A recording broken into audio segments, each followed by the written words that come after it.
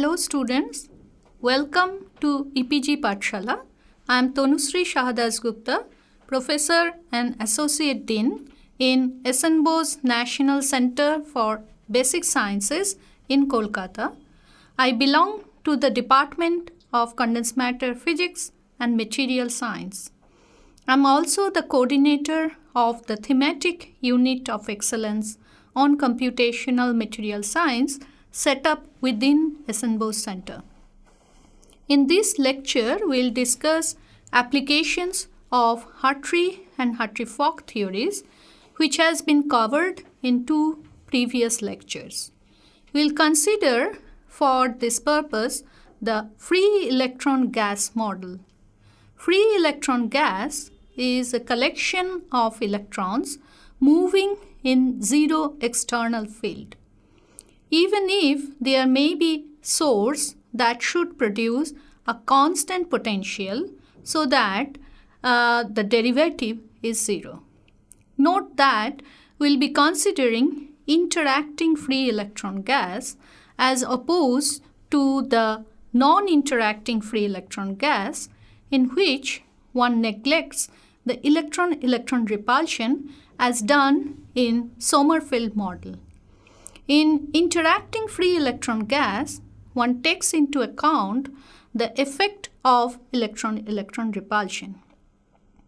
Therefore, this needs the presence of a positively charged background for stabilization.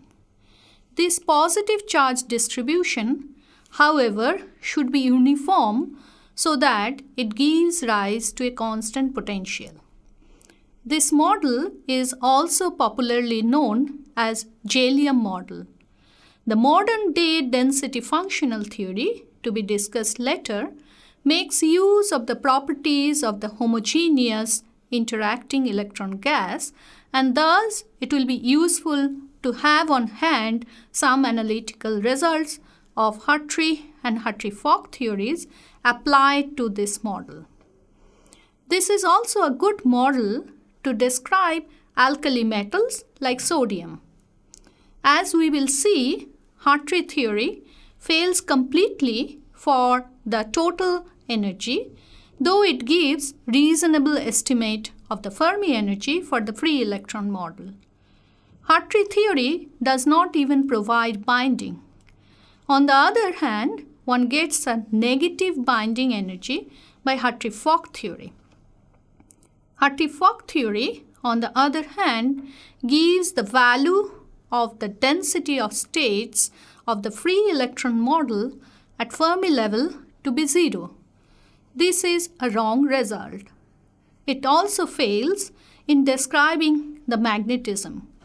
For example, for cesium, for which the free electron model is expected to be applicable, as we will see, Hartree-Fock predicts it should exhibit ferromagnetism. But this is not the case in reality. We will also discuss the exchange charge density in free electron model. Finally, we will discuss the concept of correlation energy, which mathematically can be defined as the total energy difference with the proper allowance for Coulomb interaction and that given by the Hartree-Fock. The former is also described as the exact total energy. Physically, each electron is affected by the motion of every other electron in the system. This is what is known as the correlation property. The electrons themselves, being interacting particles, experience the effects of this long-range interaction, since the motion of one affects the motion of each and every other one. This leads to the correlation aspect of the many-body wave function. While Hartree-Fock ignores completely the effect of correlation, it is taken into account in an average way in the density functional theory, which will be the topic of discussion later in this lecture series.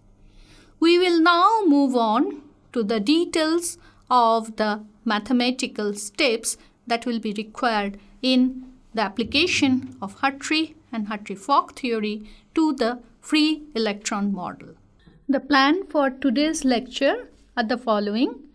We'll start with the definition of free electron gas, which in our case is the interacting free electron gas.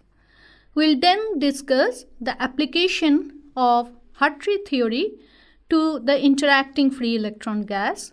We'll derive the expression for total energy of free electron gas in Hartree approximation. Following this, we'll discuss the application of Hartree-Fock theory to the interacting free electron gas. We'll derive again within the Hartree-Fock approximation the total energy of the free electron gas. We will discuss the shortcomings in Hartree-Fock theory of free electron gas. We'll then discuss the exchange charge density in free electron model. And finally, we'll introduce the concept of correlation energy. What is a free electron gas? Free electron gas is a collection of electrons moving in zero external field.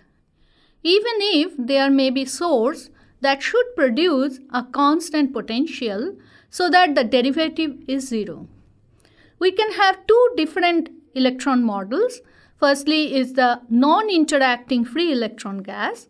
In this model, one neglects the electron-electron repulsion, as is the case in Sommerfeld model. Another is the interacting free electron gas, which is of our interest. This model takes into account the effect of electron-electron repulsion. Therefore, this needs the presence of a positively charged background for stabilization. This distribution, however, of this positive charge should be uniform so that it gives rise to a constant potential. The density of positive charge for n electron system should be given by rho equal to Ne divided by V, where V is the volume of the system. Let us start with a typical example of sodium metal, where the free electron model is expected to be applicable. The electronic configuration of sodium atom is given by 1s2, 2s2, 2p6, 3s. The wave function is given by phi ak, that depends on the space coordinate r. Since it's an atom, let's start with this phi, which is given by these quantum numbers NLM, and then it has a radial part which is given by RNL, that depends only on the radial coordinate, times the spherical harmonics, which is given by this YLM. Now the spherically average charge density is given by rho NLM, which is taking into account the spherical symmetry, is integrated over the spherical part, which is given by d omega, and modulus square of phi NLM, which was a function of r vector to the power square, and 1 over 4 pi. And that is nothing but r NL square, which is given here, the radial part square. The spherically average density for electron in a shell designated by the quantum number n is then given by rho n, which is summation over Lm, with a coefficient alpha NLM times rho NLM, which is a function of r, where rho NLM is the number of electrons in the state phi NLM, which may be 0 or 1 or 2. Thus, we have the K shell where the density is given by rho 1, which is 2 times rho 100R. So, which is nothing but taking n equal to 1, L is equal to 0 and M is equal to 0, and there are 2 electrons in this 1s state. So, these will be 2 times R10 square. We then go to the next shell, which is the L shell. Then it is row 2, and this consists of 2 times row 200, which is basically L equal to 0, M equal to 0. That's the contribution from the S, and there are 2 electrons, so it's 2 times that. And then we have the contribution from row 210, row 211, and row 21 minus 1. So these are all the contributions from L equal to 1. For M equal to 0, M equal to 1, and M equal to minus 1. So these are the contribution from the p electron, and there are 6 number of p electrons. So the coefficient in front of all of these is 2. So this can be written as 2 times R20 square plus 6 times R21 square. Moving to the last shell, that's the 3s shell, the row 3 is then given by row 300, which is n equal to 0, L equal to 3, and M equal to 0. So for that, this is basically the contribution from 1 electron in the 3s shell, and this is given by R30 square. This is just the contribution of the S because the P's are all empty. So what it shows here is this spatial variation of rho r for different values of the principal quantum number in 1, 2, and 3. And this is just a schematic diagram. As far as the K and L shells are concerned, which is n equal to 1 and 2, so as you can see, so I have this one sodium atom and another sodium atom. These wave functions, or the charge densities, they don't penetrate in the charge cloud of the neighboring atom. The nearest neighbor sodium-sodium distance is 3.67 angstrom. However, for 3s wave function, this charge density is pretty extended, and it does become the part of the neighboring sodium site.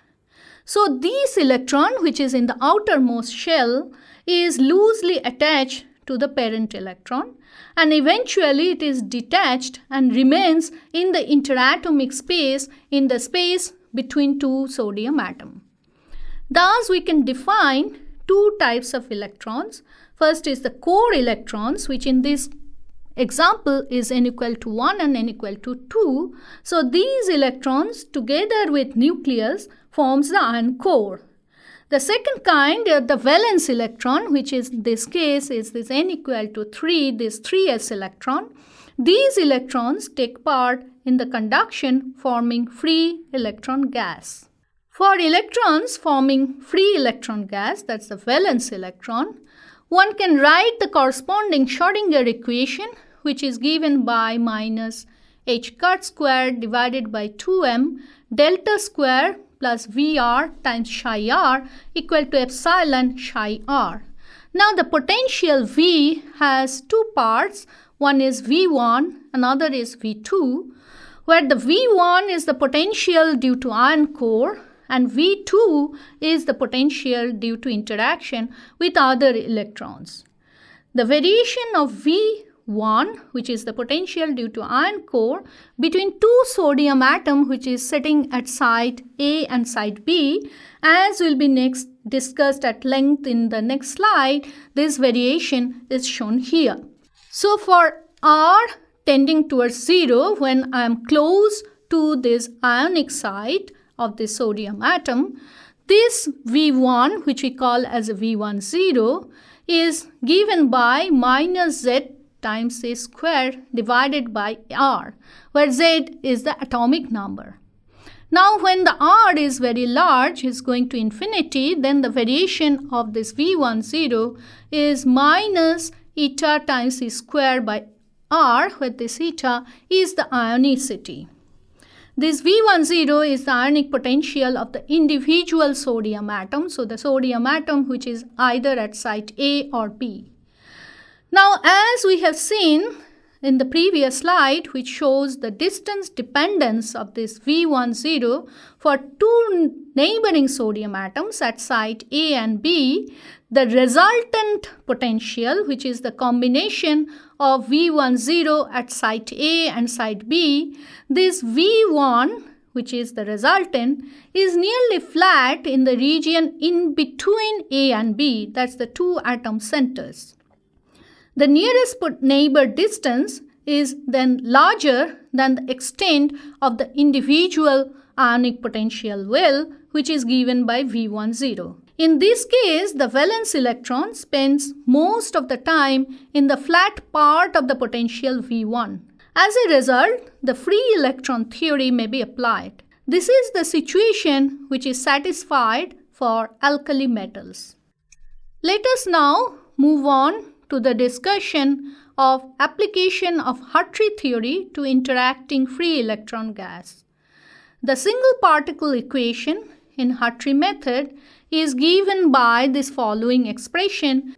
So this is given by minus h cut square over 2m del square plus V1, which is from the ion core part, plus E square summation over J not equal to K modulus phi Aj square divided by R minus R prime integrated over dr prime times phi Ak equal to epsilon Ak phi Ak. Let us consider as starting wave function the free electron wave function, which is given by this following form: 1 divided by square root of omega, where omega is the volume, e to the power I k dot r, as is shown here. This gives the charge density rho r is equal to minus E times summation over J modulus phi Aj square is equal to minus E over omega, if you use this form, summation over J times 1, and since there are n number of electron, this would give minus n times E divided by omega. Thus the positive charge density, if you remember, which was given by plus Ne by omega, cancels exactly this negative charge density. The single particle state is then given by only the contribution from the first part, which is minus h cut square divided by 2m times del square times phi equal to E psi, and the solution is the free electron wave function which we started with. This gives rise to the following property, which is the density of state is the free electron density of state and with a square root energy dependence, as is shown here. The expression for the Fermi energy is given by h cut square divided by 2m times 3 pi square times n divided by omega to the power 2/3.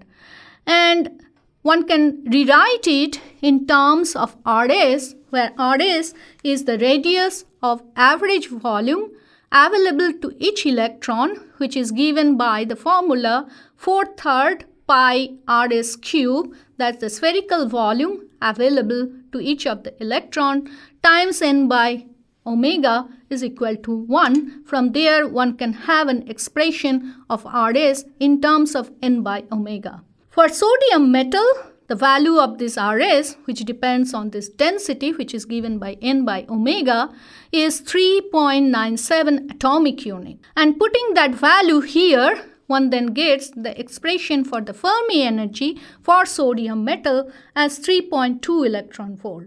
This is in reasonable agreement with the experimental value, which is from 2.5 to 3 electron volt. The expression for total energy in Hartree approximation is given by this following expression, which has this three term.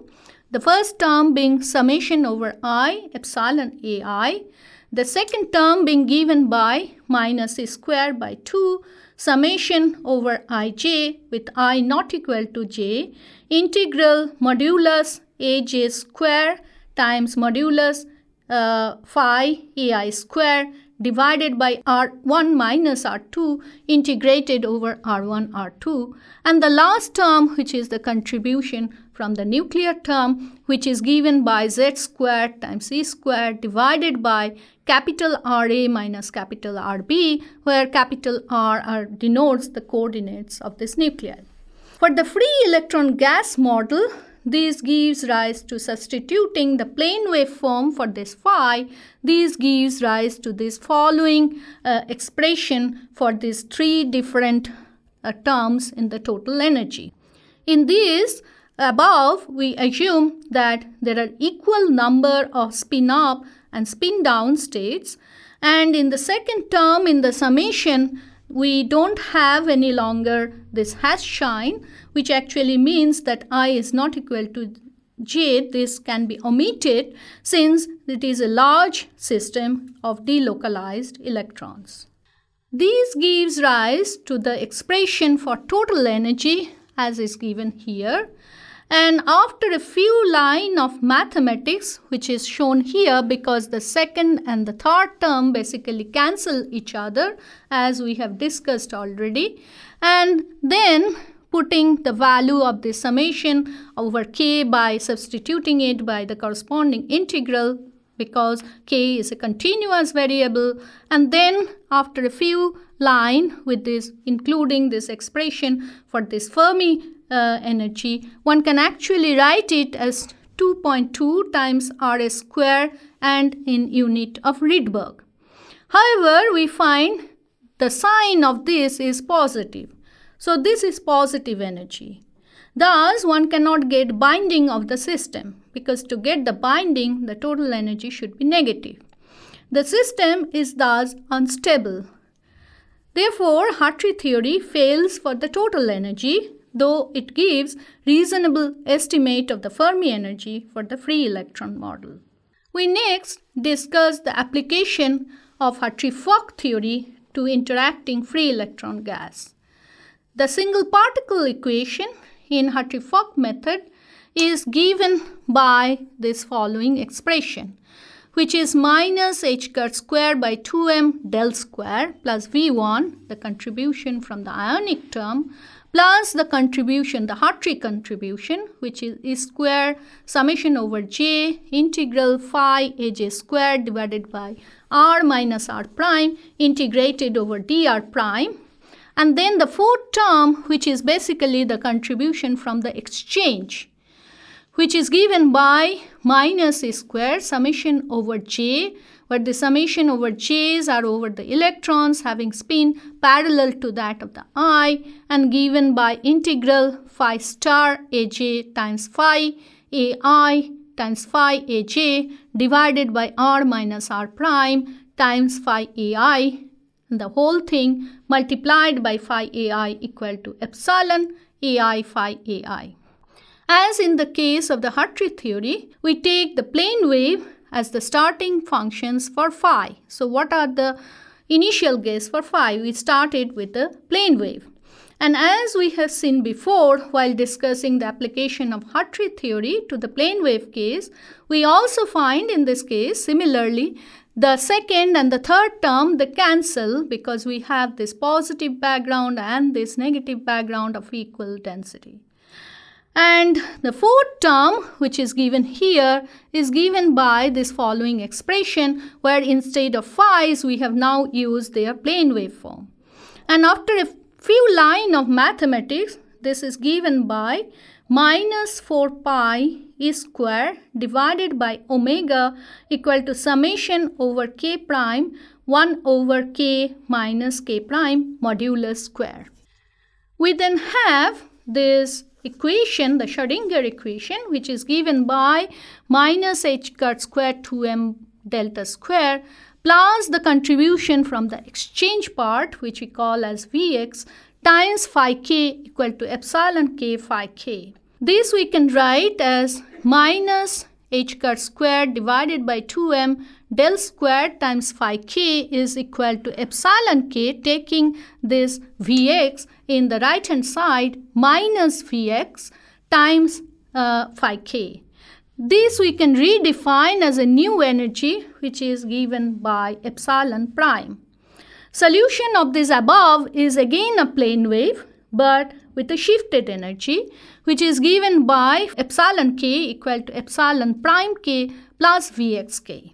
And we know the form of this epsilon prime because which is the plane wave solution, which is given by h cut square K square divided by 2m minus now the form, substituting for the form of the exchange which was derived a slide back, minus 4 pi square divided by omega summation over k prime 1 over modulus k minus k prime square.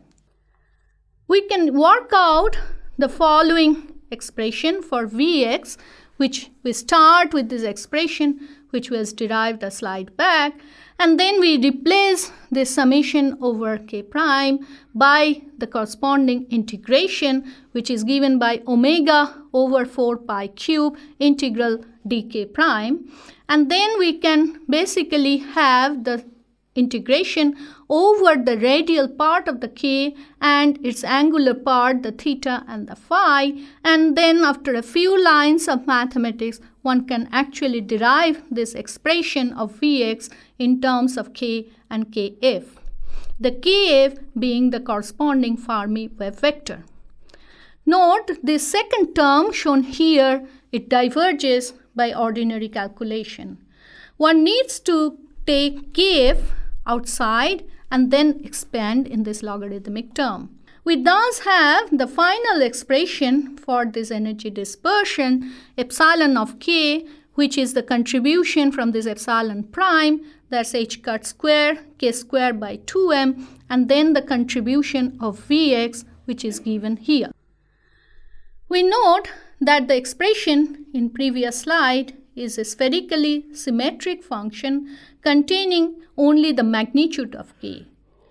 This gives the expression for k equal to 0, which we call as epsilon of 0, minus 2kf square by pi. And the expression of this energy setting k equal to kf, that's at Fermi wave vector, is given by h cut square kf square by 2m minus kf square by pi. The difference of these two gives the estimate of the bandwidth. This gives, applying this to the case of the sodium metal, this gives too large a bandwidth of sodium 3s, which turns out to be 7.2 eV. We need to remember that only correlation between parallel spin electron has been taken into account within the Hartree-Fock theory. The expression for total energy in Hartree-Fock approximation, if you remember, is given by these following four terms, which consist of summation over epsilon ai minus half of summation over ij, ai-aj times v ai-aj minus ai-aj v aj-ai, and the contribution from the nuclear or the ionic-ionic interaction. So these three terms rather, were already there in the Hartree theory, and the new contribution is this one. For the free electron problem, the last, that's the fourth term, cancels the second term as we have seen in case of the Hartree theory. Thus, we have the contribution from the first and the third term. And this is given by summation over epsilon ai, the first term, and then the contribution which is plus square by 2 and now written in the wave function form. So these can be written as twice because summing over both up and down spin, summation over k, h cut square, k square by 2m plus summation over k, Vx, that's the exchange potential. In case of Hartree theory, we had only the first term in the previous expression. Now the average energy in the Hartree-Fock is thus given by the contribution that we have come across already in the Hartree theory, which is given by 2.21 divided by Rs square. But now we also have another contribution, and which is of negative sign, it's 0.916 divided by Rs. So I have a contribution which is positive and a contribution which is a negative. Thus, there is a possibility of getting a net negative energy, and thus the binding depending on the value of the Rs. For example, for alkali metal, the Rs lies between 3 atomic unit and 6 atomic unit, and one gets a negative binding energy by Hartree-Fock theory. In particular, for sodium metal, RS is 3.97 atomic unit. This gives the value of average energy as minus 0.0905 Rydberg, while the experiment estimate is minus 0.081 Rydberg, not to a bad agreement with the experimental estimate. This is the list of different metals and the corresponding RS values. As you can see, since this RS is lying in between 3 and 6, we get binding in all the cases.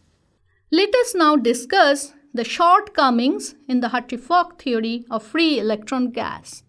The first issue to be discussed is magnetism. So far, we have assumed a non-spin polarized situation with equal number of up and down spins. If we consider the situation with all electrons having parallel spin, this leads to a ferromagnetic solution. Whether the ferromagnetic solution will be stable or not depends on the energy of the ferromagnetic solution, whether it's lower than that of the non-spin polarized situation with equal number of up and down spin. This condition can be expressed in the following way. If you remember, this is the expression we derived for this energy, assuming equal number of up and down spin. If we assume all spins to be up, then this is the expression we get. So for ferromagnetism, which is the situation shown in the left-hand side, will be stable if this energy in the left-hand side is lower than the energy in the right-hand side. And this condition holds good only when the RS is greater than or equal to 5.46 atomic unit. You can just derive it very easily from the above inequality. The cesium, which has a RS value of 5.67 atomic unit, as was shown in the table in the previous slide, must exhibit ferromagnetism. But in reality, this is not the case. Therefore, the Hartree-Fock, as applied to the free electron gas case, will fail to explain the magnetic behavior. The second issue is the density of states.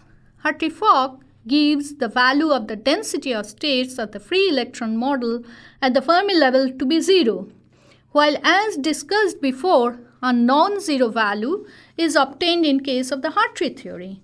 The experiment is in agreement with Hartree result and is in disagreement with the Hartree-Fock result. Let us now discuss the exchange charge density in the free electron model. Total exchange charge around an electron is of magnitude plus c, and the charge should fall off very sharply as we move away from the electron. Exchange charge density at a point R2 due to electron at a point R1 in a state which is phi ai is given by this following expression, as you know from the previous discussion. It is given by E summation over J, where J are over the states or the electrons having spin parallel to that of the electron in the state AI. And then we have this phi star Aj times phi AI times phi Aj divided by phi AI. For the free electron model, for which the plane wave states are the solutions, and assuming the number of spin up and spin down electrons to be same, we get the following expression because we have to use this e to the power ik dot r for all the phi's.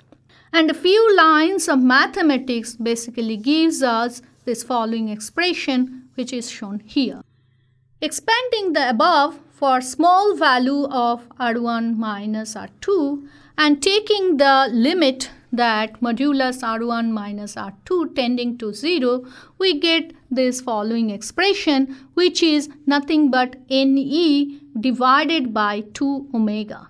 The above exchange charge density is given by where we have this exchange charge density rho of x, and at value R1 and R2, this will be given by 1 over n by 2 summation, because we have equal number of up and down spin, summing over k, where the summation goes until kf, and this can be written in this following way, where this xi is nothing but kf times modulus R1 minus R2, which we can also write as R12, therefore it's kf times R12. The properties of the average exchange charge density are the following.